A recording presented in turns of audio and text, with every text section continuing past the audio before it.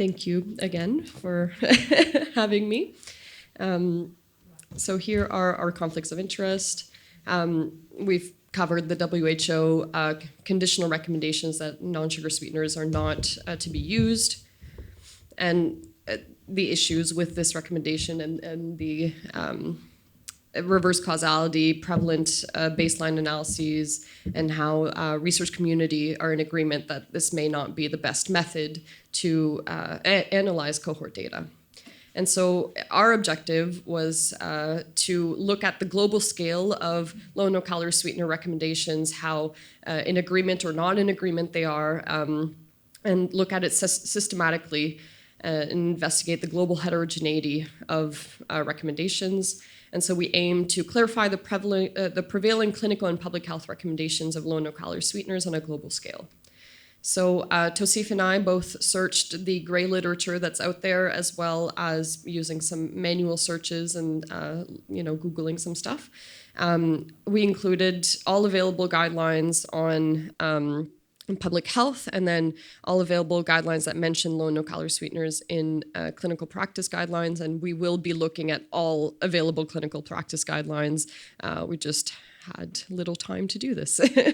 And our outcomes were just characteristics of the guidelines and how they talk about sweeteners.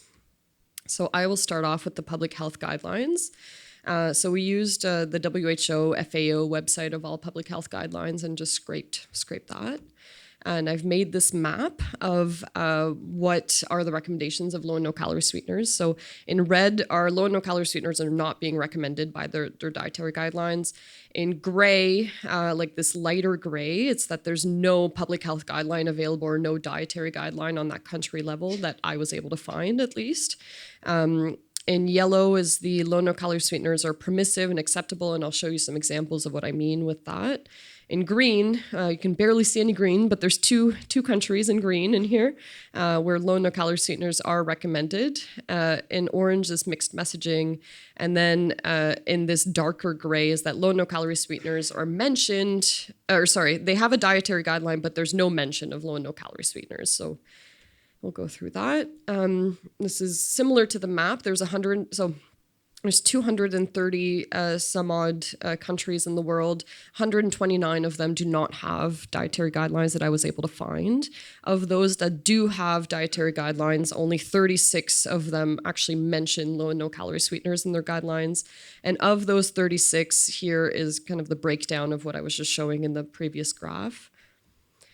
So the two countries where low and no-calorie sweeteners are explicitly recommended are Lebanon and the UAE. And they quote to limit sugar-sweetened beverages and that you can use sugar substitutes or non-nutritive sweeteners. In the UAE, you can add artificial sweeteners as a source for sweetening food as they're considered safe to use by healthy people. 11 countries had this permissive or acceptable, so it's not necessarily that they're explicitly discouraging or disapproving, but they're not explicitly permitted either. So for example, and I've only showed a couple examples here, in Ireland, although diet soft drinks can be used sometimes for variety, they're acidic if taken too frequently, they can harm teeth, and water is the safest drink. So it's like you can use it, but try not to, kind of thing. Or like in Iceland, it's recommended to choose low-fat, unsweetened, or lightly sweetened dairy products without sweeteners as often as possible. So you can consume them, just not too often, right? So a lot of moderation messages here. There's also some countries that had mixed messaging, and this was mostly related to different health groups or age groups. So in children generally or babies, not recommended, whereas in adults it might be permissive or recommended. Similarly, for people with diabetes, it might be recommended, but then not recommended for healthy people. So there's a handful of these studies, and then there's two guidelines that I just was very confused. In Mexico, it's permissive in moderation, but not recommended because it's high salt content in those beverages. So it's completely conflicting messaging. In the Netherlands, it's not recommended because it's outside of the Wheel of Five, which is their dietary system. But they have a separate page on their government website that says that they're permissive or acceptable in moderation. So I think there's just a matter of updating one or the other document. So now I'll pass it over to Tauseef for the clinical practice guidelines. Yeah. Thank you, Sabrina. So I went through the clinical practice guideline. There were more than 380. I found very difficult to go through all of them. Huge documents, hundreds of pages. But I tried to find any of them which mentioned locally sweetened beverage in any form. So around 23 mentioned them. Two of them were updates, so 21 actually. So diabetes 6, obesity 4, cardiovascular 2, pediatric dental 2, and other nutrition societies or consensus statements, which kind of are of groups or organizations which are either dietetics or clinical. So I included those. The key themes are that majority of clinical practice guidelines recommend low calorie sweetener intake or permit their use to replace sugar. They mostly focus on general or disease type, diabetes, obesity, cardiovascular risk, either the disease for the diseased people or at risk populations. No major clinical guideline recommends against low-calorie sweeteners, except for one, and I'll come to that. It's a very interesting one. Water is consistently preferred over low-calorie sweeteners, and many of them mentioned short-term use or moderation. Only one of them mentioned the WHO guideline in their text. Because I think WHO guideline is quite recent, but I went through a lot of clinical guidelines from 2024-25. They also did not mention it. Only one mentioned it. 11 guidelines mentioned reverse causality among the 23 of them. So I'll go quickly through diabetes guidelines. So these are American Diabetes Association, Diabetes Canada, EAST, which is John presented that already. So the position is recommended. They might not be explicit recommendation. So when I say in bracket descriptive, it's in a descriptive text. So for example, Diabetes Canada says weight loss benefit with non-nutrition are used to displace excess calories from added sugar, especially from SSBs, but it's not an explicit recommendation. Kind of like it's given in the preamble. So I will go to the next one. The Diabetes Australia is a website. It's not a paper, but it's on the web, and it says there's a useful alternative for replacing added sugars. Diabetes UK recommend, and it says substituting low-calorie sweetener for free sugar, especially SSBs, may be useful, relatively simple strategy or stepping stone to help reduce calorie intake. This is on Diabetes UK website. Then Academy of Nutrition and Dietetics USA, they had they recommended that NNS can reduce overall calorie and carbohydrate intake, and it's a published paper.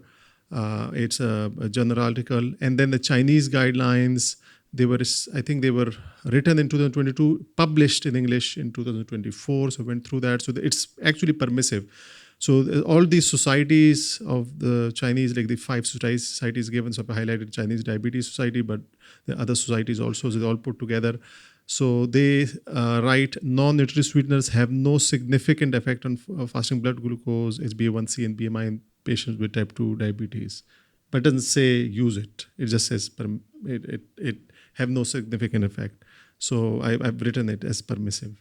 Then Indian Council of Medical Research have a guideline for type 2 diabetes, and they are also permissive. They say currently approved for use. However, they should be used in moderation, at best avoided in pregnancy. So is that yes, no? We don't know. Kind of, moderation. And then Japanese one, they are also permissive. They write, while sucrose intake is a risk factor of diabetes, the influence of artificial sweeteners on the risk of diabetes and glycemic control has not been sufficiently elucidated. So it's kind of they don't say don't use it. So perhaps even not kind of permissive, like just they may be cautionary also. Then all these guidelines, these are the major guidelines which I found which did not mention low-calorie sweeteners at all. International Diabetes Federation just updated their guidelines. It's huge, many pages long. 2025 do not mention it. European guidelines for obesity. I think they did not mention in 2015, but have mentioned in 2024. I'll come to that. Nice guidelines for diabetes just came out. Do not mention it. Jocelyn Diabetes Center, the largest diabetes center in the world. Do not mention it. New Zealand Ministry of Health, do not mention it. Emirates, Korean, Arab, Latin American. But Latin American, there's another consensus statement which does mention, so I'll come to that. So just a few more. So obesity guidelines, they focus on calorie reduction. So Obesity Canada recommends it, descriptive. I think John was part of it, but it's a summary in a CMAJ, but there's a book chapter. No, it's a chapter and a website, so it does recommend. It's a low-calorie sweeteners and substitution for sugars or other caloric sweeteners, especially in form of sugar-sweetened beverages, may have advantages like those of water, which looks like John's language to me, but yeah. And then Obesity Society and American Society of Clinical Endocrinology. It's permissive. Patients with diabetes mellitus may safely consume artificial sweeteners. Then European Association of Study of Obesity have recommended it. It's not a direct recommendation, but it's in the text. The shift from SSBs to artificial sweetened beverage may help reduce energy intake. They also note the WHO guideline. They actually mention it. They said caution on weight control because WHO says it, and we should be focusing more overall healthy eating. So they are the only ones who actually mention the WHO guideline. Then the Chile one and Ireland one are very interesting. They actually completely adapt the Canadian obesity guidelines and use similar words, and they have a recommendation. So it's mainly the same. One is a journal article, one is on the web. Then World Obesity Federation. They don't have an original position. They just repeat WHO guideline. I don't think they are very seriously taken. They only have a website. So I don't know how important they are, but I just put them here because they said that they were formerly the Association of Study of Obesity, International Obesity Task Force, but they don't have their own guidelines on this directly. Cardiovascular guidelines, very few. American College of Cardiology and AHA has a 2019 guideline, and 2018 publication. And it's recommended adults who are habitually high consumer SSBs and utilize local calorie sweetened beverage as a replacement strategy may find this useful in the transition to water. And then AHA from 2018 also recommended. They say in adults recommended, in children permissive, but actually warns against prolonged consumption. They say that prudent to advise against prolonged consumption by children of LCS beverage.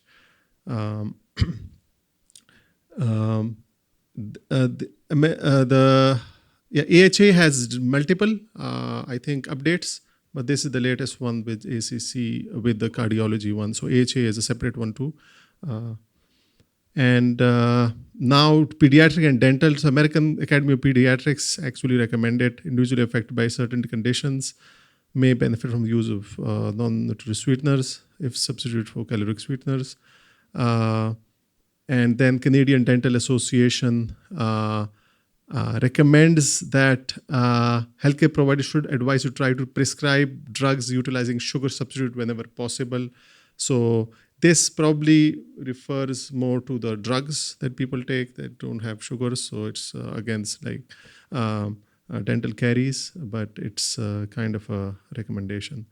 And then just going on quickly, the British Dietetic Association recommends, then Academy of Nutrition Dietetics for gestational diabetes recommends, and then, the one which doesn't recommend is International Organization for the Study of Inflammatory Bowel Disease.